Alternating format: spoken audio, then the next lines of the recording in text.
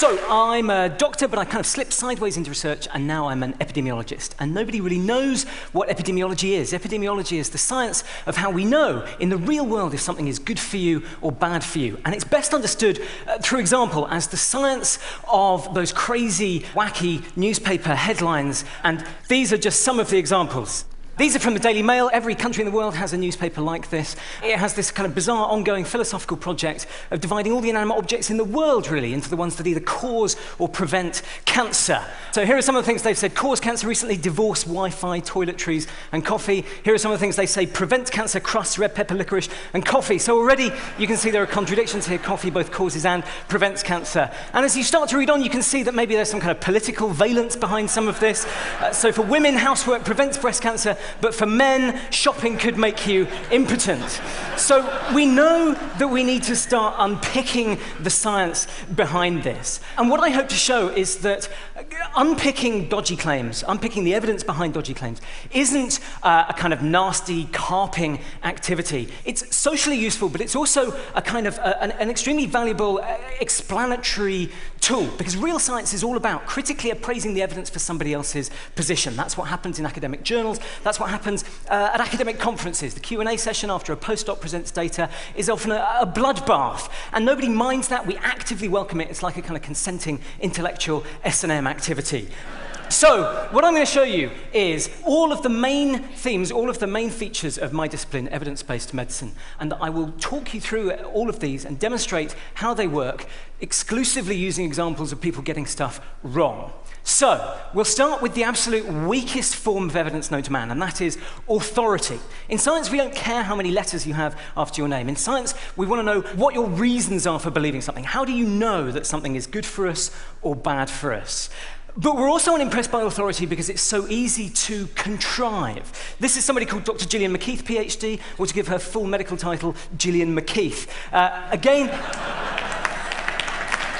every country has somebody like this. She is our TV diet guru. She has massive kind of 5 series of primetime television giving out very lavish and exotic health advice. She, it turns out, has a non-accredited correspondence course PhD from somewhere in America. She also boasts that she's a certified professional member of the American Association of Nutritional Consultants, which sounds very glamorous and exciting. You get a certificate and everything. This one belongs to my dead cat, Hetty.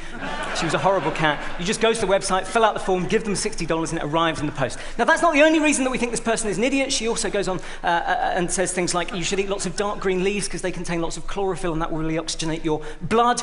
And anybody who's done school biology remembers that chlorophyll in chloroplasts only makes oxygen in sunlight, and it's quite dark in your bowels after you've eaten spinach. Next. We need proper science, proper evidence. So, red wine could help prevent breast cancer. This is a headline from the Daily Telegraph in the UK. A glass of red wine a day could help prevent breast cancer. So you go and find this paper, and what you find is, it is a real piece of science. It's a description of the changes in the behavior of one enzyme when you drip a chemical extracted from some red grape skin onto some cancer cells in a dish on a bench in a laboratory somewhere. And that's a really useful thing to describe in a scientific paper. But on the question of your own personal risk of getting breast cancer if you drink red wine, it tells you absolutely bugger all, okay? Actually, it turns out that your risk of breast cancer actually increases slightly with every amount of alcohol that you drink. So, what we want is studies in real human people. And here's another example. This is from Britain's leading diet nutritionist in the Daily Mirror, which is our second biggest selling newspaper. An Australian study in 2001 found that olive oil in combination with fruits, vegetables, and pulses offers measurable protection against skin wrinkling. So then they give the advice, if you eat olive oil and vegetables, you'll have fewer skin wrinkles. And they very helpfully tell you how to find the paper. So you go and find the paper, and what you find is an observational study, right? Obviously, nobody has ever been able to go back to like 1930, get all of the people born in one maternity unit, and half of them eat lots of fruit and veg and olive oil, and then half of them eat McDonald's, and then we see how many wrinkles you've got later. You have to take a snapshot of how people are now. And what you find is, of course, people who eat fruit and veg and olive oil have fewer skin wrinkles. But that's because people who eat fruit and veg and olive oil, they're freaks, okay? They're not normal. They're like you. They come to events like this, right?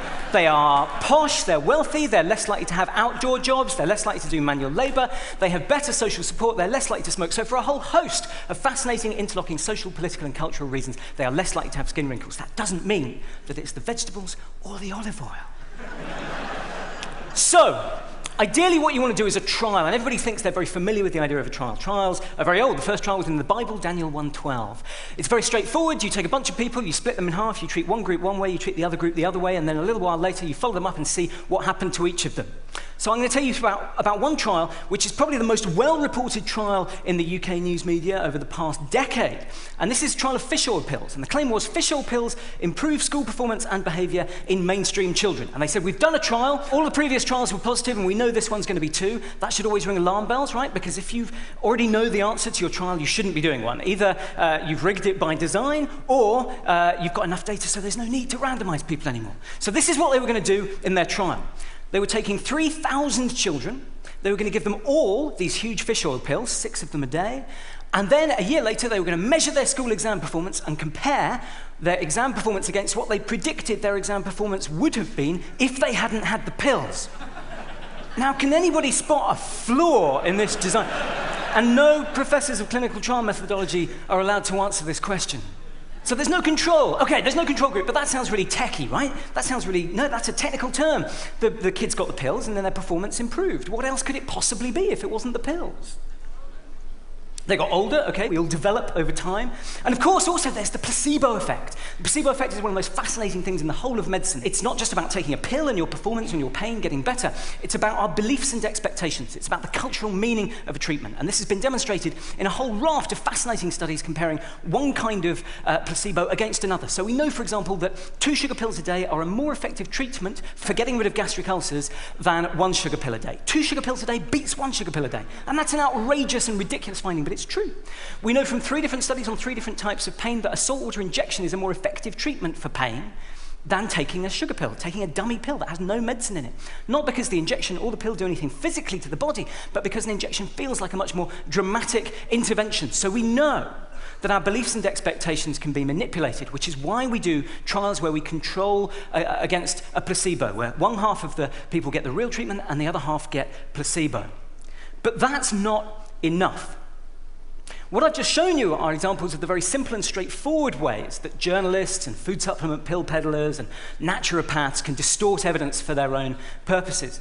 What I find really fascinating is that the pharmaceutical industry use exactly the same kinds of tricks and devices, but slightly more sophisticated versions of them, in order to distort the evidence that they give to doctors and patients and which we use to make vitally important decisions. So, firstly, trials against placebo. Everybody thinks they know that a trial should be a comparison of your new drug against placebo, but actually, in a lot of situations, that's wrong, because often we already have a very good treatment that is currently available, so we don't want to know that your alternative new treatment is better than nothing. We want to know that it's better than the best currently available treatment that we have. And yet, repeatedly, you consistently see people doing trials still against placebo, and you can get licensed to bring your drug to market with only data showing that it's better than nothing, which is useless for a doctor like me trying to make a decision. But that's not the only way that you can rig your data. You can also rig your data by making the thing that you compare your new drug against really rubbish.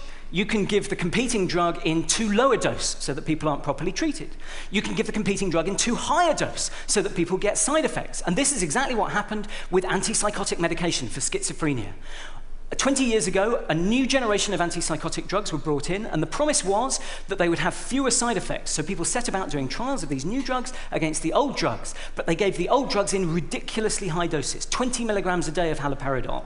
And it's a foregone conclusion if you give a drug at that higher dose that it will have more side effects and that your new drug will look better. 10 years ago, history repeated itself, interestingly, when risperidone, which was the first of the new generation antipsychotic drugs, came off copyright, so anybody could make copies. Everybody wanted to show that their drug was better than risperidone, so you see a bunch of trials comparing new antipsychotic drugs against risperidone at 8 milligrams a day. Again, not an insane dose, not an illegal dose, but very much at the high end of normal, and so you're bound to make your new drug look better. And so it's no surprise that overall, industry-funded trials are 4 times more likely to give a positive result than independently sponsored trials. But, and it's a big but, it turns out, when you look at the methods used by industry-funded trials, that they're actually better than independently sponsored trials. And yet, they always manage to get the result that they want. So how does this work? How can we explain this strange phenomenon? Well, it turns out that what happens is The negative data goes missing in action. It's withheld from doctors and patients. And this is the most important aspect of the whole story. It's at the top of the pyramid of evidence. We need to have all of the data on a particular treatment to know whether or not it really is effective. And there are two different ways that you can spot whether some data has gone missing in action. You can use statistics or you can use stories. I personally prefer statistics, so that's what I'm going to do first. This is something called a funnel plot. And a funnel plot is a very clever way of spotting if small negative trials have disappeared, have gone missing in action. So this is a graph of all of the trials that have been done on a particular treatment. And as you go up towards the top of the graph, what you see is each dot is a trial. And as you go up to the top, those are the bigger trials, so they've got less error in them. So they're less likely to be randomly false positives, randomly false negatives. So they all cluster together. The big trials are closer to the true answer. Then, as you go further down at the bottom, what you can see is over on this side, spurious false negatives, and over on this side, the spurious false positives. If there is publication bias, if small negative trials have gone missing in action, you can see it on one of these graphs. So you can see here that the small negative trials that should be on the bottom left have disappeared. This is a graph demonstrating the presence of publication bias in studies of publication bias, and I think that's the funniest epidemiology joke that you will ever hear. That's how you can prove it statistically. But what about stories? Well, they're heinous. They really are. This is a drug called reboxetine, and this is a drug which I myself have prescribed to patients. And I'm a very nerdy doctor. I hope I go out of my way to try and read and understand all the literature. I read the trials on this. They were all positive. They were all well conducted. I found no flaw. Unfortunately, it turned out that many of these trials were withheld. In fact, 76% of all of the trials that were done on this drug were withheld from doctors and patients. Now, if you think about it, if I toss a coin 100 times and I'm allowed to withhold from you the answers half the times, then I can convince you that I have a coin with two heads, okay? If we remove half of the data, we can never know what the true effect size of these medicines is. And this is not an isolated story. Around half of all of the trial data on antidepressants has been withheld, but it goes way beyond that. The Nordic Cochrane Group were trying to get hold of the data on that to bring it all together. The Cochrane Groups are an international non-profit collaboration that produce systematic reviews of all of the data that has ever been shown, and they need to have access to all of the trial data. But the companies withheld that data from them, and so did the European Medicines Agency for 3 years. This is a problem that is currently lacking a solution. And to show how big it goes, this is a drug called Tamiflu, which governments around the world have spent billions and billions of dollars on. And they spend that money on the promise that this is a drug which will reduce the rate of complications with flu. We already have the data showing that it reduces the duration of your flu by a few hours, but I don't really care about that. Governments don't care about that. I'm very sorry if you have the flu. I know it's horrible, but we're not going to spend billions of dollars trying to reduce the duration of your flu symptoms by half a day. We prescribe these drugs, we stockpile them for emergencies on the understanding they will reduce the number of complications, which means pneumonia and which means death. The Infectious Diseases Cochrane Group, which are based in Italy, have been trying to get the full data in a usable form out of the drug company so that they can make a full decision about whether this drug is effective or not, and they've not been able to get that information. This is undoubtedly the single biggest ethical problem facing medicine today. We cannot make decisions in the absence of all of the information. So it's a little bit difficult from there to spin in some kind of positive conclusion. But I would say this.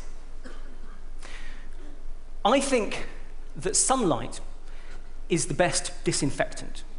All of these things are happening in plain sight, and they're all protected by a kind of force field of tediousness.